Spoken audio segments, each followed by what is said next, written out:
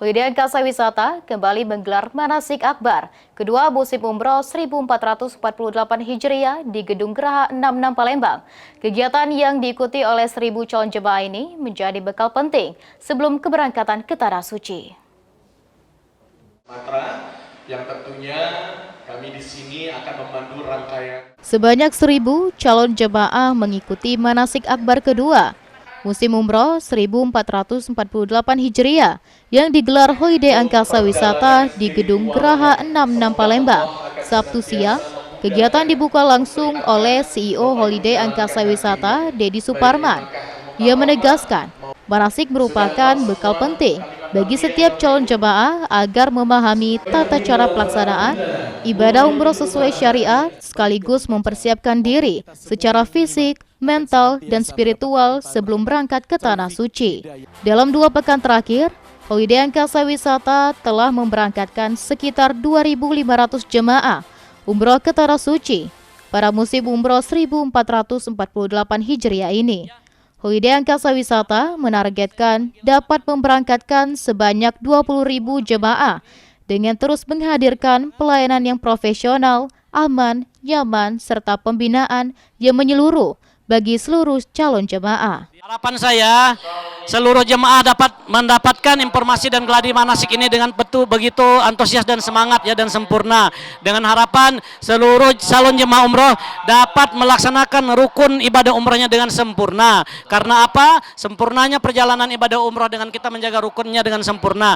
Dan tadi di dalam gladi manasik ini terdapat banyak sekali latar belakang jemaah. Ada yang jauh, ada yang dekat, dan juga ada beberapa anak kecil yang usianya masih ada yang 3 tahun, 4 tahun, 5 tahun, 6 tahun, 7 tahun, sampai 10 tahun. Saya ucapkan sekali lagi selamat kepada seluruh jemaah. Saya mengucapkan terima kasih atas kepercayaannya perjalanan ibadah umroh bersama kami Holiday Angkasa Wisata pergi umroh rasa haji. Selain itu, para calon jemaah juga menerima pembekalan dari Ustadz Suparman. Dalam materinya, ia mengingatkan pentingnya meluruskan niat karena Allah Subhanahu wa Ta'ala, menjaga akhlak, mempererat kebersamaan dalam rombongan, serta memahami rukun dan tata cara ibadah umroh agar dapat dijalankan dengan khusyuk.